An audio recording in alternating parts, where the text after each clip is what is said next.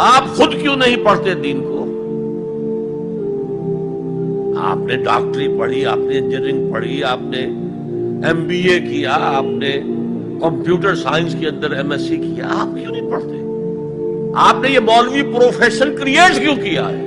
اسلام میں کوئی مولوی پروفیشن نہیں ہے۔ اسلام میں نہ پاپائیت ہے نہ برہمنیت ہے۔ ہر مسلمان کو اس قابل ہونا چاہیے کہ نماز پڑھائے، ہر مسلمان کو اس قابل ہونا چاہیے اپنی بیٹی کا نکاح خود پڑھائے، ہر مسلمان کو اس قابل ہونا چاہیے کہ اپنے باپ کا جنازہ خود پڑھائے۔ جو دعا اس کے دل کی گہرائی سے نکلے گی وہ کسی عالم دین کے دل سے نکل سکتی ہے۔ تو اصل میں ہم نے اختیار کیا دنیاوی تعلیم، جس میں پیسہ ہے، جس میں عزت ہے، جس میں گلیمر ہے، جس میں اونچے کیریئر ہیں، اور ہم نے باقی کام چھوڑ دیا ہے علماء کے تو پھر ان پر تنقید کرتے ہیں۔ لہذا اپنے غریبانوں میں جھانکیے، پانی ہمارے اندر بڑھتا ہے۔ وجہ ہے جب خاندان اچھے کھاتے پیتے لوگ اپنی اولادوں کو دین کے علم کے لیے نہیں بھیجیں گے تو غربت میں پسماندہ لوگ جن کے پاس بچوں کو پہنانے کے کپڑے نہیں، کھلانے کا کھانا نہیں ہے، جوتوں کے پیسے نہیں، روزگار کے پیسے نہیں، پھر وہ غربت زدہ لوگ اپنے بچوں کو بھیجیں گے اور وہ پھر آ کے علم حاصل کریں گے اور روزگار کے طور پہ دین کا علم یوز کریں گے، پھر دین کی تنخواہیں لیں گے، امامت کی پھر پیسے لیں گے۔ تو دین سارا غریبی میں سیکھا اور غریبی میں تنخواہوں کے ساتھ آگے سنایا۔ اس تبلیغ میں کس برکت کی آپ توقع کرتے ہیں؟ کیا توقع کرتے ہیں کہ ایسی تبلیغ سے کتنا انقلاب آ جائے آپ کے اندر، کتنی تبدیلی آ جائے، پھر آخرت کے نام پر دنیا کمائی جائے نہیں گئی اور کیا ہوگا؟ اور یہ اسی کا نتیجہ ہے، چونکہ دین کا علم نہیں دیا۔ اور یہ ہلاکت اہل سنت ہمارے عقیدے میں، میرے عقیدے والے لوگوں میں زیادہ ہوئی۔ جس کو اٹھاؤ کوئی مولوی پیسے لیے بغیر تقریر کرنے کو تیار نہیں، دین کا علم دینے کو تیار نہیں، الا ماشاء اللہ۔ کوئی کسی کو بلا لے، پہلے تو جاتے تھے تو اس وقت خدمت لیتے تھے، اب ریٹ طے کرتے ہیں ایکٹروں کی طرح، ناچ گانے والوں کی طرح ریٹ ہے۔ اللہ کی عزت کی قسم میں آپ کو ذاتی مشاہدہ بتا رہا ہوں، اللہ کی عزت کی قسم، میں انڈیا میں تھا، نام نہیں لوں گا کسی کا، میرا مقصود نام نہیں سمجھانا ہے، نامور عالم ہیں، بہت بڑے بڑے بزرگوں کی اولاد ہے، بڑے بزرگوں کی ہستیوں کی اولاد، نامور عالم ہے، ہر شخص اہل سنت میں سے ان کو جانتا ہے۔ میں خانہ خدا میں یہ آقا علیہ السلام کی حدیث پاک کی کتاب میرے ہاتھ میں اٹھا کر قسم کھا کر کہہ رہا ہوں کہ میں نے تحقیق کی، بے شمار لوگوں نے جگہ جگہ بتایا کہ ان کو تقریر کی دعوت دیں تو ان کے سیکٹری پہلے ایڈوانس 2 لاکھ انڈین روپیہ لیتے ہیں، اور بڑھاپے کا عالم یہ ہے کہ تقریر کی آواز نہیں نکلتی۔ 2 لاکھ انڈین روپیہ، پاکستانی 4 لاکھ وہ لیتے ہیں، جہاز کا ٹکٹ الگ، ہوٹل الگ، اور پھر آتے ہیں۔ بے شمار شہروں میں لوگوں نے اس بات کی تصدیق کی، خود جنہوں نے پیسے دیے، جن سے مانگے گئے۔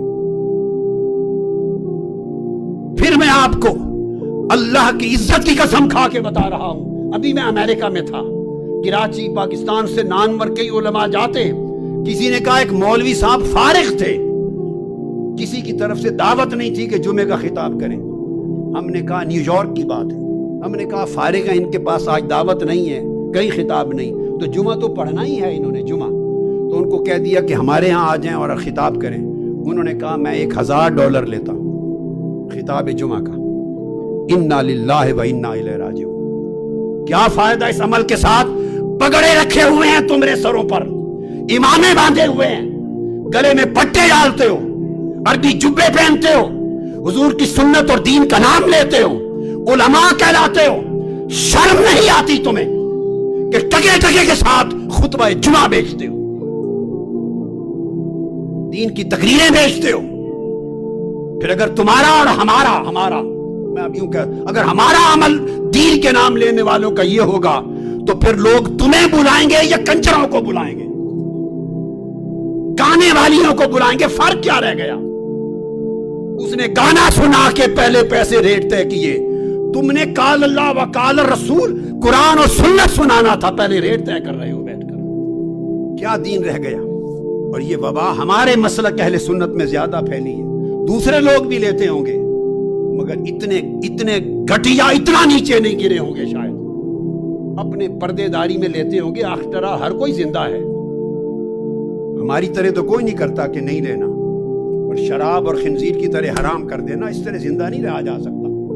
لوگ لیتے ہیں، لوگ ان کو عزت سے دے دیتے ہیں، جیب میں ڈال دیا، مانگتے نہیں ہیں، خدمت کر دی، تکریم تعظیم کے ساتھ کر دی، تو کچھ لوگ پھر کچھ رکھ رکھاؤ اور عزت رکھتے ہیں، ادھر تو منگتے بن گئے ہیں، ریٹ طے کرتے ہیں۔ یہ علماء کا الا ماشاء اللہ یہ عالم، اور اب نعت خانوں کی یہ ہے کہ 4 لاکھ، جتنا بڑا نعت خان ہے پہلے ریٹ مانگتا ہے، اور پھر نعتیں سنا کے عشق مصطفیٰ کی بات کرتے ہو۔ شرم سے ڈوب مرنا چاہیے تمہیں۔ کون سا عشق مصطفیٰ کا جس رسول کی نعت سنانے کے لیے تم رات کو 2 لاکھ 3 لاکھ 4 لاکھ کا ریٹ لو؟ یہ خبر ہوگی مرنے کے بعد، جب چہرہ آقا کا سامنے ہوگا، وہ کہیں گے بدبخت میری نعت پر پیسے مانگتا تھا، لوگوں سے ریٹ بناتا تھا۔ اس عشق مصطفیٰ کی تلقین ہو رہی ہے اس مسلک میں؟ بولیے آپ کے تجربے ہیں یا نہیں؟ یہاں ایمان سے کہیے ہیں کہ نہیں؟ جب بلاتے ہیں تو ریٹ طے کرتے ہیں کہ نہیں نعتوں کے؟ ہاتھ کھڑا کر کے بتائیں، ایمانداری سے گواہی دیں، گواہی دیں۔ اونچی ہاتھ سے جن کا تعلق مساجد سے ہے، انتظامیہ سے ہے، ریٹ مانگتے ہیں، نعتوں کے مانگتے ہیں، قرآن کی قرات کے ریٹ مانگتے ہیں، تقریر علم دین کی بیان کے ریٹ مانگتے ہیں۔ کیا آقا نے یہی تلقین کی تھی امت کو؟ یہی سبق سکھایا تھا؟ صحابہ کرام کا طرز عمل یہ تھا؟ امام حسن بصری ایسے تھے؟ امام اعظم ابو حنیفہ اس طرح علم پڑھاتے تھے، ریٹ بناتے تھے؟ امام مالک کا یہ طرز عمل تھا؟ امام شافعی کا، امام احمد بن حنبل کا، داؤد طائی کا، حسن بصری کا، حضرت اعمش کا، سفیان الثوری کا، جنید بغدادی کا، سرکار غوث العظم کا، خواجہ غریب نواز کا، داتا گنج بخش علی حجویری کا، ارے جنہوں نے دنیا میں دین پھیلایا، وہ ریٹ بناتے تھے، لوگوں سے پیسے مانگتے تھے۔ خدا کے لیے دین کو بیچنا چھوڑ دیں۔ آپ نے کیوں نہیں دین پڑھا؟ کیا یہ آپ کے لیے ممنوع ہے؟ میں نے کیوں دین پڑھا؟ میں تو ڈاکٹر تھا، آپ فارماسسٹ ہیں، میرے بیٹوں نے پڑھا ہے، وہ نماز جمعہ پڑھا رہے ہیں۔ زیادتی کیا ہے؟ وہ ہماری ہے۔ ہم گئے پروفیشنز کی طرف، کیریئرز کی طرف، اور بالکل جو ہمارے سوسائٹی کا نچلا ترین طبقہ ہوتا ہے وہ جاتے ہیں دین کی تعلیم حاصل کرنے۔ اکثر و بیشتر جو ہے آپ کو امام ملیں گے ہزارہ اور یہ جو کوہستان کا علاقہ ہے وہاں کے لوگ انتہائی غریب، اور وہاں گھر گھر مدرسہ کھلا ہوا ہے، وہ کیا ہے؟ وہ روٹیاں مانگ کر محلے سے لا کے کھاتے ہیں۔ یہ تو آپ نے کیا ہے نا، اور پھر ان کو سٹیٹس یہ دے دیا ہے کہ اس کے بغیر نکاح نہیں ہو سکتا۔ آپ کیوں نہیں اپنی بیٹی کا نکاح پڑھا سکتے؟ Why can't you do it? اسلام میں کوئی برہمنزم نہیں ہے، اسلام میں کوئی پاپائیت نہیں ہے، اسلام میں کوئی پنڈت نام کی شے نہیں ہے، کچھ بھی نہیں۔